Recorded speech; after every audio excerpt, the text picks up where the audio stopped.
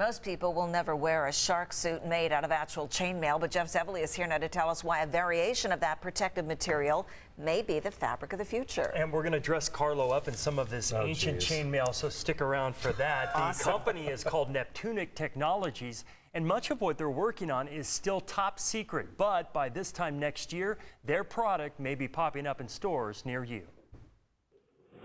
If you've ever wondered what it feels like to be bitten by a shark, just ask the man who's sustained thousands of shark bites. It's stimulating, to say the least. It's fun, actually, if you do it safely and you know what you're doing, but it's incredibly dangerous. Jeremiah Sullivan has appeared on more than 45 television shows and film projects, demonstrating the Neptunic shark suit that he first invented in the 1970s. This is some of our original material. Decades later, Sullivan is using the technology of chainmail to make an even stronger, lighter shark suit that could sustain a great white shark attack. These little dents are white shark's teeth trying to bite through this core, this test core. You can see this is one side of his jaw and this is the other side of his jaw.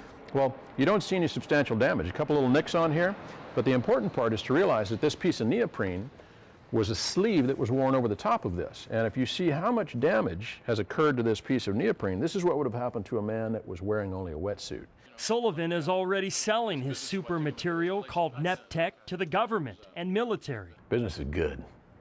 A boast backed up by side-by-side comparisons. These are some known military textiles. You see how easily these things are cut up? Any of our textiles at Neptunic, same tools. The material remains intact, which could mean endless possibilities for the military, law enforcement, and action sports. How do other material companies compare to your product? They don't. Period. A claim Sullivan wanted to prove using a box cutter and a Neptech sleeve on my arm. Let's put this across here. Right, so let me cut you here. Oh, seriously? So you see we're cutting through here, but we're not cutting through here. You see? We've got... You're not leaking bad. There's a little scratch. There might be a little bit of blood there. Well, you've got particularly soft skin. You got very nice skin, man, actually. So several hours after that demonstration, you can see my wrist is a bit marked up, but without that protective material, I would either be dead or in the emergency room. And this is the time we have to tell people at home, do not try this at home because you do not have that protective material. In fact, we don't have it here because it's still top secret, but Jeremiah was nice enough to loan us one of his older shark suits. And this is some of that old chainmail. How does that feel? You feel the weight of it. I mean, it's chainmail. You can tell the difference between this and a fabric would be pretty significant because you can feel it. I can only imagine it's easier to move around in that fabric. And does it feel like that would protect you?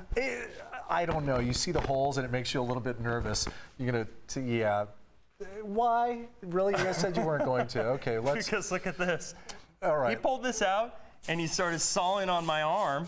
And he used that to cut a burger yesterday, I think, so it's a real knife. And I can't feel it at all. A little sushi? Yeah, I can't feel it at all. Can't feel that at all. That is pretty amazing stuff. That is pretty amazing, but that new fabric, even more so, I guess, the next step. Next step, that's the future. All right, thanks, Jeff. Barb? All right, thanks, Scott. Who knew Jeff Zeverly had such soft skin?